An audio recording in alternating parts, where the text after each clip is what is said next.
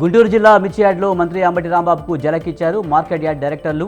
Yard chairman నిమ్మకాయల నారాయణ తీర్పు నిరసనగా మంత్రి కార్యాలయానికి వైస్ చైర్మన్తో సహా వీరంతా గైర్హాజరయ్యారు. రైతుల సౌకర్యార్థం యార్డ్లో ఏర్పాటు చేసిన అల్పాహార భోజనశాల ప్రారంభ కార్యక్రమం ఇందుకు వేదికైంది. మాజీ మంత్రి బీఆర్ఎస్ నేత ఎర్రబెల్లి దయాకర్రావు హార్డ్ కామెంట్స్ చేశారు.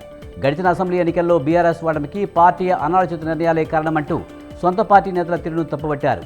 దళిత గిరిజన బంధు, డబుల్ బెడ్రూమ్ ఇల్లు వంటి పథకాలు సరిగ్గా అమలు చేయకపోవడం వల్లే ఫలితాలు అలా వచ్చాయని పాలకుర్తిలో కొండబద్దలు కొట్టారు. ఏపీ అసెంబ్లీ సమావేశాలు నిర్వహించేందుకు ప్రభుత్వం సిద్ధమవుతుంది. వచ్చే నెల 6 నుంచి ఏపీ అసెంబ్లీ బడ్జెట్ సమావేశాలు పెట్టాలనే ఆలోచనలో ఉంది. 5 రోజుల పాటు సమావేశాలు జరగనున్నట్లు సమాచారం. ఎన్నికల ఏడాది కావడంతో ఓట్ ఆన్ అకౌంట్ బడ్జెట్ను ప్రవేశపెట్టనుంది సర్కార్. ఆక్వా రంగం గురించి మాట్లాడే హక్కు చంద్రబాబుకు లేదన్నారు aqua culture development authority vice chairman Vadde Raghuram. ఈ రంగంపై నెల్లూరులో చంద్రబాబు చేసిన వ్యాఖ్యల్ని పశ్చిమ గోదావరి జిల్లా తాడేపల్లిగూడెంలో ఖండించారు.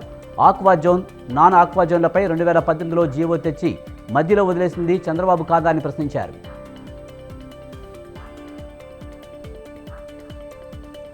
నంద్యాల జిల్లా బనగానపల్లె మాజీ ఎమ్మెల్యే బీసీ జనార్దన్ రెడ్డి తల్లిదండ్రులు జ్ఞాపకార్థం శాంతిరథం ఫ్రిజర్ బాక్స్ను అందజేశారు. పట్టణ టీడీపీ కార్యాలయం నందు శాంతిరథాన్ని ప్రారంభించారు. 11 లక్షల రూపాయలతో వీటిని సమకూర్చారు. కుల మతాలకు అతీతంగా ఉచితంగా వీటిని వినియోగించుకోవచ్చన్నారు లక్ష్మారెడ్డి.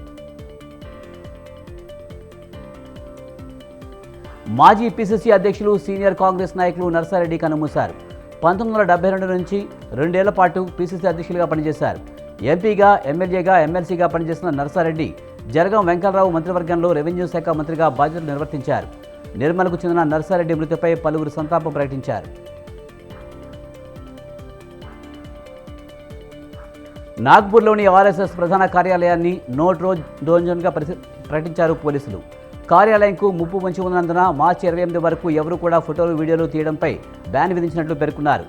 సిఆర్పిసి సెక్షన్లో సెక్షన్ 141(3) కింద ఈ ఉత్తర్వులు జారీ అయ్యాయి. హర్యానాలో ఒంటరి పోరుకు సిద్ధమైంది ఆమ్ ఆద్మీ పార్టీ. రాష్ట్రంలోని మొత్తం 90 అసెంబ్లీ స్థానాల్లో ఒంటరిగానే పోటీ చేస్తున్నామన్నారు పార్టీ నేత ఢిల్లీ ముఖ్యమంత్రి కేజ్రీవాల్. లోక్సభ ఎన్నికల్లో మాత్రం ఇండియా కూటమిలో భాగంగానే పోటీలో నిలుస్తామని స్పష్టం చేశారు. ఇద్దరు యువకులు ఆన్లైన్ మోసానికి గురయ్యారు. ఫేస్బుక్లో వచ్చిన ప్రకటనలు చూసి మోసపోయారు.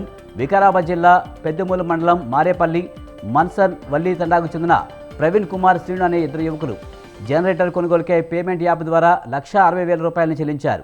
రోజులు గడుస్తున్నా జనరేటర్ రాకపోవడంతో లబోదిబోమన్నారు. సంగారెడ్డి జిల్లా సైబరాబాద్ కమిషనరేట్ పరిధిలో బీహెచ్ఎల్ మ్యాక్స్ సొసైటీలో చోరీకి పాల్పడ్డారు దొంగలు. తాళాలు వేసిన 2 ఇళ్లు తాళాలను పగలగొట్టి నగదుతో పాటు ఎలక్ట్రానిక్ వస్తువుల్ని అపహరించారు. ఘటనా స్థలానికి చేరుకున్న రామచంద్రాపురం పోలీసులు కేసు నమోదు చేశారు. మేడ్చల్ జిల్లా బైషరాబాద్ పోలీస్ స్టేషన్ పరిధిలో హెచ్ఏఎల్ రాఘవేంద్ర కాలనీలో దొంగలు హల్చల్ చేశారు. ముత్యాలమ్మ గుడిలో చోరీకి పాల్పడ్డారు. కుండీ పగలగొట్టి నగదును అపహరించారు. స్థానికుల సమాచారంతో రంగంలోకి దిగిన పోలీసులు విచారణ చేస్తున్నారు. సికింద్రాబాద్ పరిధిలోని 2 వేర్వేరు చోట్ల యాచకులపై దుండగులు దాడికి పాల్పడ్డారు. మోండా మార్కెట్ సమీపంలోని ఫుట్పాత్పై నిద్రిస్తున్న యాచకునిపై 3 వ్యక్తులు కత్తులతో దాడి చేసి హత్య చేశారు. మారేడుపల్లిలో నడిచి వెళ్తున్న మరో వ్యక్తిపైన దాడికి పాల్పడ్డారు. కేసు నమోదు చేసిన పోలీసులు సీసీటీవీ ఫుటేజ్ ఆధారంగా నిందితులను గుర్తించే పనిలో నిమగ్నమయ్యారు. ఇంగ్లాండ్తో జరిగిన తొలి వన్డేలో భారత్ ఓటమి వరల్డ్ టెస్ట్ ఛాంపియన్షిప్లో పాయింట్ల పట్టికపై ప్రభావం పడింది. 2023-25 సర్కిల్ పాయింట్స్ టేబుల్లో 2వ స్థానంలో ఉన్న భారత్ ఈ ఓటమితో 5వ స్థానానికి దిగజారింది. ఆస్ట్రేలియా 66 పాయింట్లతో అగ్రస్థానంలో ఉండగా దక్షిణాఫ్రికా, న్యూజిలాండ్, బంగ్లాదేశ్ జట్లు 2, 3, 4 స్థానాల్లో కొనసాగుతున్నాయి. శ్రీలంక క్రికెట్ బోర్డుపై విధించిన నిషేధాన్ని అంతర్జాతీయ క్రికెట్ మండలి ఐసీసీ తొలగించింది. క్రికెట్ పాలనా వ్యవహారాల్లో ప్రభుత్వం జోక్యం నిబంధనలకు విరుద్ధమంటూ గత ఏడాది నవంబర్లో బోర్డుపై ఐసీసీ నిషేధం విధించింది. ఈ నిర్ణయాన్ని సమీక్షించిన బీసీసీ పాలక వర్గం నిషేధాన్ని తొలగిస్తూ తీర్మానించింది. నిషేధ తొలగింపు తక్షణం అమల్లోకి వస్తుందని పేర్కొంది.